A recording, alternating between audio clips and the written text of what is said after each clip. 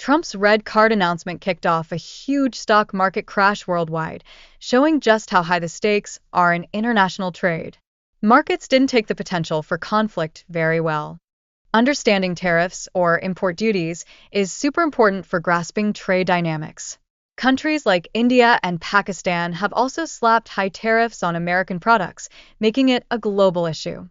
The tariffs Trump introduced, like a 34% rate on China, raised a lot of eyebrows about economic fallout.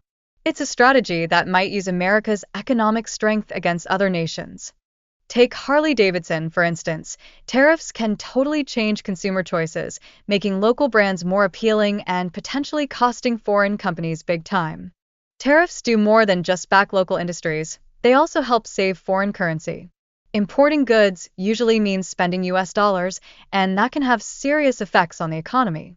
The impact of tariffs isn't just local, it reaches global markets too. For instance, textiles from India and Pakistan might see a drop in sales to the US because of higher costs. Looking at US-China trade dynamics, the trade deficit is massive, with America bringing in way more from China than it sends out. Policymakers are seriously worried about this imbalance. Trump's goal to cut the trade deficit aims to bring manufacturing back to America, which could mean higher prices for Chinese imports like smartphones. This reflects his broader economic ambitions. Many American tech products, like iPhones and laptops, are made in China, showing how much we depend on Chinese labor. Shifting production could have huge impacts on both economies.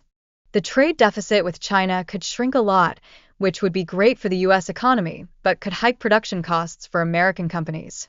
This scenario might lead those businesses to take a hit. China's response to US tariffs has ramped up the trade war, with both sides standing firm. The outcome will hinge on which country can weather the economic storm longer. China's need for American agricultural products is critical, especially given its large population and limited agricultural land. This reliance could spell trouble for China down the road.